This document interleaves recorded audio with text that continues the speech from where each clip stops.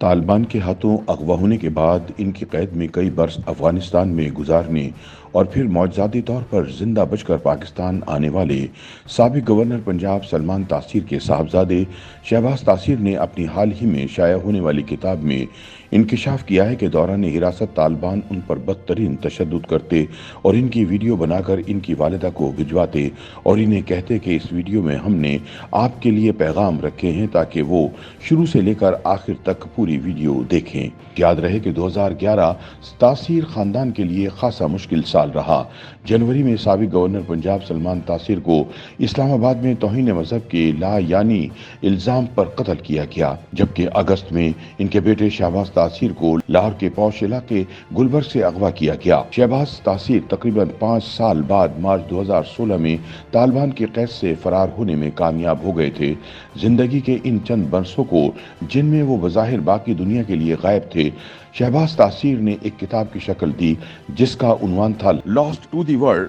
یہ کتاب دوران قید ان واقعات اور جذبات کا مجموعہ ہے جنہوں نے ہمیشہ کے لیے ان کی زندگی بدل کر رکھ دی۔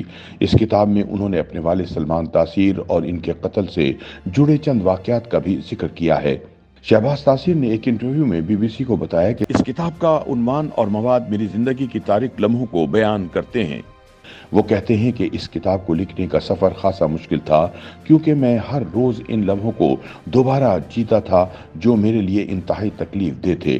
یہ کتاب اس دن سے شروع ہوتی ہے جب دوپہر کے وقت مجھے لاہور سے میرے دفتر کے باہر سے اغوا کیا گیا اور وہاں ختم ہوتی ہے جب میں پاکستان پہنچا اور میں نے اپنی والدہ کو فون کیا کہ مجھے آ کر ریسکیو کریں۔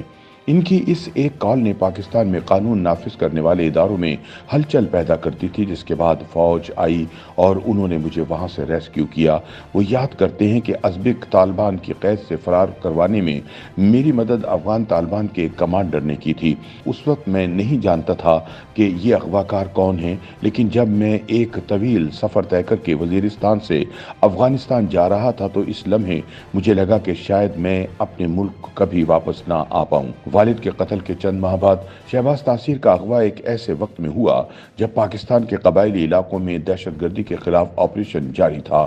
مجھے یاد ہے کہ شدید بمباری ہو رہی تھی۔ مجھے طالبان کے ازبک گروپ نے اغوا کیا تھا، لیکن بعد میں انہوں نے داعش کے ہاتھ پر بیعت کر لی تھی۔ انہیں ایک چھوٹے سے کمرے میں قید رکھا گیا جس سے وہ ارد گرد کے ماحول کے بارے میں بے خبر رہے، لیکن انہیں کبھی کبھار ریڈیو سننے کو مل جاتا تھا۔ شہباز تاثیر کا کہنا ہے کہ ان پر دوران قید کئی بار تشدد کیا گیا۔ ان کا کہنا ہے کہ وہ لوگ بہت ظالم لوگ تھے، ان میں انسانیت نام کی کوئی چیز نہیں تھی۔ جب میں نے پہلی مرتبہ ان کو اپنی والدہ سے فون پر بات کرتے سنا تو انہوں نے میری رہائی کے لیے $40 ملین تاوان کا مطالبہ کیا۔ یہ سن کر مجھے یقین ہو گیا کہ اب میری زندگی کچھ عرصے کے لیے ہی ہے، کیونکہ آپ جتنے مرضی امیر ہوں، آپ کا باپ جو مرضی ہو، کوئی بھی کسی دہشت گرد گروپ کو اتنے پیسے نہیں دے سکتا اور نہ ہی کوئی انہیں اتنے پیسے دینے دے گا۔ نا امید ہو کر میں روتا تھا کہ میری والدہ سے میری ایک مرتبہ بات کروا دیں۔ وہ لوگ مجھ پر بدترین تشدد کرتے تھے۔ آج بھی میری کمر کٹی ہوئی ہے، تشدد کے نشانات موجود ہیں۔ جب بھی میں آئینے میں اپنے ان نشانات کو دیکھتا ہوں تو وہ لمحے یاد آ جاتے ہیں۔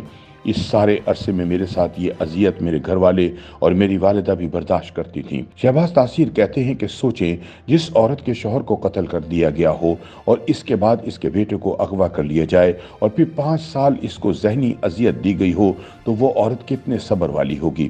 وہ کہتے ہیں کہ ان کے اغواکار ان کی بے بسی اور تشدد کی ویڈیو بنا کر میری والدہ کو دکھاتے تھے۔ وہ ہر فون کال پر ان سے مذاکرات کرنے کی کوشش کرتی تھیں لیکن ناکامی ہوتی تھی، مگر شہباز کا یہ بھی کہنا ہے کہ میں اس سارے عرصے میں اللہ کی ذات سے کبھی نا امید نہیں ہوا تھا۔ ان سختیوں نے مجھے کم از کم صبر کرنا سکھا دیا تھا۔ وہ بتاتے ہیں کہ صرف ایک چیز نے انہیں دنیا سے باخبر رکھا، وہ تھا ریڈیو۔ ریڈیو پر میں BBC اردو سنتا تھا جس سے مجھے پاکستان کی خبریں سننے کو مل جاتی تھیں، اور اسی ریڈیو پر میں فٹ بال کے میچز کے بارے میں بھی سن لیتا تھا۔ شہباز تاثیر نے انٹرویو کے دوران بتایا کہ اپنے اغوا سے زیادہ ان کے لیے اس بارے میں لکھنا مشکل تھا کہ جن حالات میں ان کے والد کا قتل ہوا۔ وہ کہتے ہیں کہ انہوں نے یہ واقعات سیاست کی آنکھ سے نہیں بلکہ ایک خاندان کی آنکھ سے بتانے کی کوشش کی ہے جو ہم پر بیتی۔ इस दिन को याद करते हुए कहते हैं कि मेरे छोटे भाई की सालगिरह थी जिस रोज मेरे वालिद का कत्ल हुआ। वो मामूल के कामों के लिए घर से निकले थे। मेरी वालिदा इनसे राब्ते में थी। इनके कत्ल से कुछ देर पहले मैंने इनसे फ़ोन पर बात की और उन्होंने कहा कि घर पर हम भाई की सालगिरह मनाने की तैयारी कर रहे हैं, तो आप कोशिश करके आज जल्दी आ जाइए। मैं किसी काम से घर से निकलने के लिए गैराज तक पहुंचा ही था कि मुझे मेरी खाला की कॉल आ गई कि टीवी पर मेरे वालिद के कत्ल की खबर चल रही है। वो वक्त मेरे ख़ानदान के लिए सबसे मुश्किल वक्त था। इसके बाद सब ने देखा कि किस तरह इनके कत्ल पर लोगों ने रद्द अमल दिया। बहुत से लोग इन्हें सही समझते थे और बहुत से ऐसे भी लोग थे जो इनके कत्ल को जायज़ कहते थे, और वही लोग थे जिन्होंने बाद में सियासी तौर पर इनके कत्ल के हक़ में बात की थी।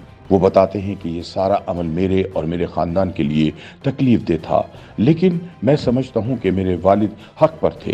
किसी गरीब की मदद करना हम सबका फ़र्ज़ है, चाहे इसका जो भी मर्जी मज़हब हो। शहबाज तासीर कहते हैं कि रिहाई के बाद इन्हें 1 साल ज़हनी कैफियत से निकलने में लगा और फिर इसके बाद उन्होंने अपनी किताब पर काम शुरू किया। बुनियादी तौर पर यह किताब सिर्फ एक ही सबक देती है, कभी नाउम्मीद ना हो, अल्लाह पर भरोसा रखें। वो आपके लिए ऐसे रास्ते खोलता है कि आप सोच भी नहीं सकते। YouTube पर गूगली न्यूज देखने के लिए youtube.com की सर्च बार में गूगली न्यूज टीवी टाइप करें। गूगली न्यूज के पेज पर सुर्ख रंग के सब्सक्रिप्शन वाले बटन पर क्लिक करना ना भूलिए। YouTube पेज पर अपलोड होने वाली वीडियो से बाखबर रहने के लिए बेल आइकन पर क्लिक कीजिए। आपको हर नई वीडियो के बारे में नोटिफिकेशन मौसूल हो जाएगा।